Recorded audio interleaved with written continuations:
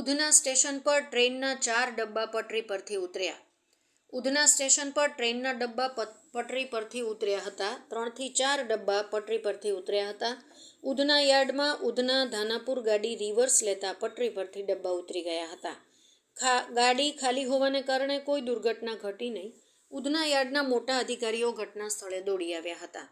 ઘટનાની ગંભીરતા સમજતા અધિકારીઓએ તુરંત જ એન્જિનિયર અને બીજા કામદારોને કામે લગાવી ગાડી પાટે ચડાવી હતી.